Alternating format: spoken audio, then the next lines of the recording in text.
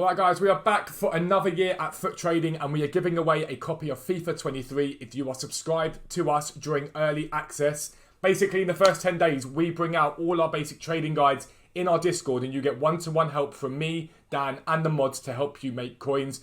We use that period as a way to make sure we're fine-tuning and finessing everything that we do ready for the full site launch. If you subscribe right now, one of you guys will win a copy of FIFA 23. If you've already bought FIFA 23, we'll just give you the cash instead. So make sure you check out the website. But for now, let's get into the video. Yo, what is up guys? Welcome back to a brand new video with me, Fuzzball40. As always, if you're new around here, subscribe down below. So many of you guys have subscribed to the channel recently. And I guarantee you, if you watch the videos, if you watch what I do, I will help you make millions of coins this year.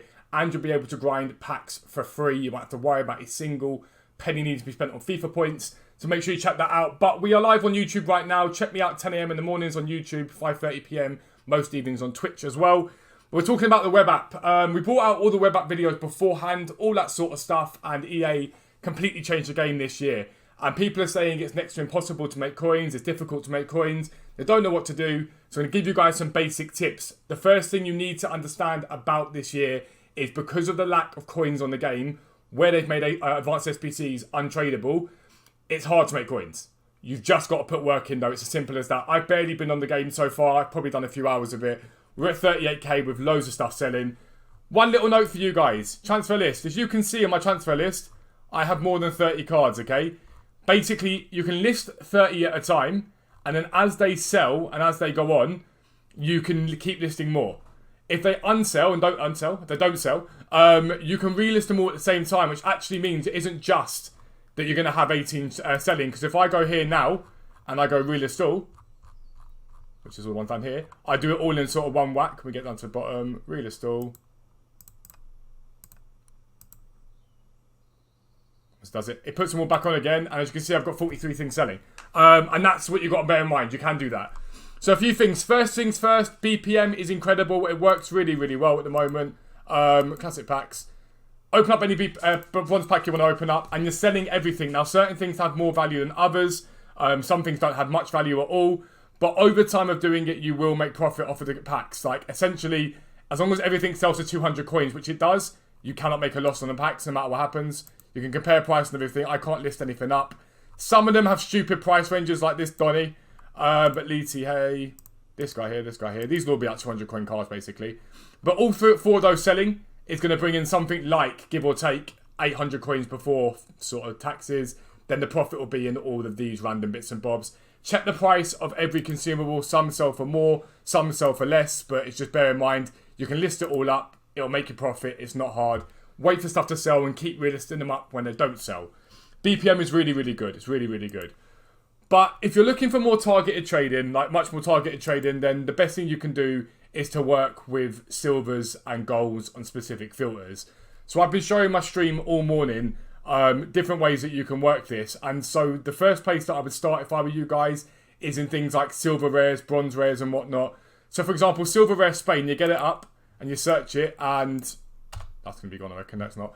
And cards will pop. And as long as it's the only one on there, one of only two, no matter what happens, you can't make a loss. Once you buy the card, compare price and work out what that card is actually selling for. There's one at 800 there that's 15 minutes old. The next one is 950. So I'm going to list this for 900 coins. Actually, let me just clear my transfer pile off.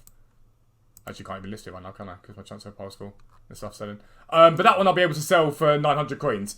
And I'll keep repeating that across the different nations. So I'll go, okay, I've got Spain. Let me go now to Brazil. It's been one that's been quite good this morning. We'll search that. It's not coming up. Just see what the minimum is they're selling for. So 900 coins is the minimum they sell for. So I'll just keep flicking between 850 and 800, waiting for something ideally to pop. It's sort of middle of the morning, so it's not going to be that busy. But yeah, search this. Now, shout out to Toby.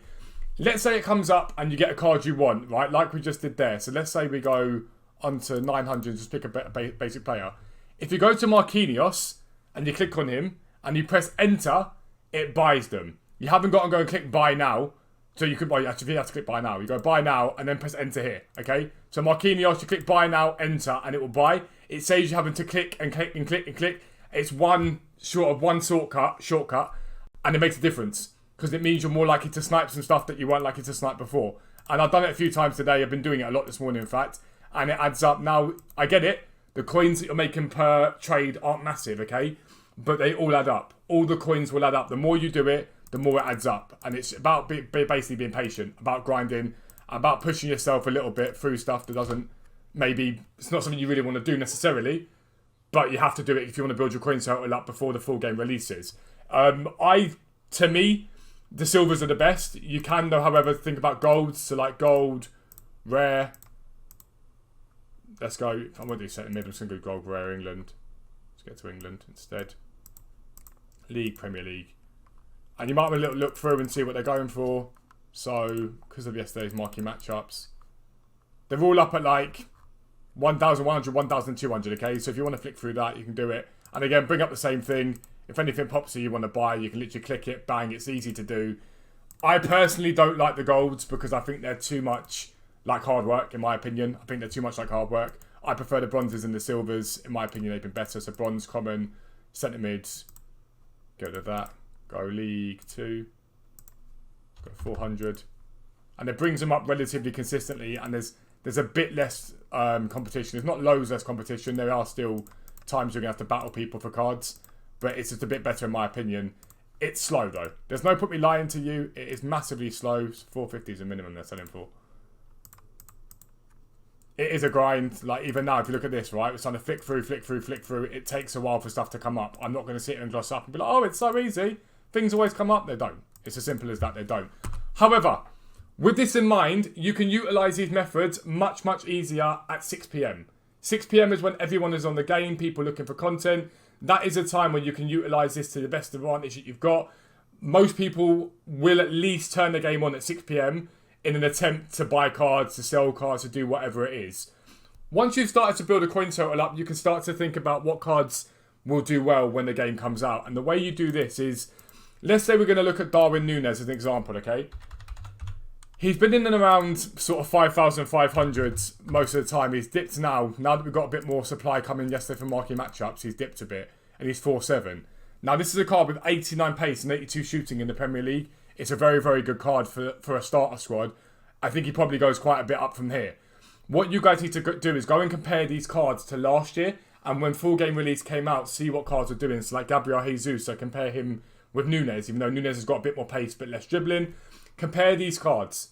If you see that some of these cards last year were very expensive and very inflated, it could be good to think, right, a day or two before the game drops, as a whole, I'm going to go and buy a few of these cards. And the reason for that is not everybody knows that the web app exists. Genuinely, people I know that play this game have only just found out the web app's even a thing.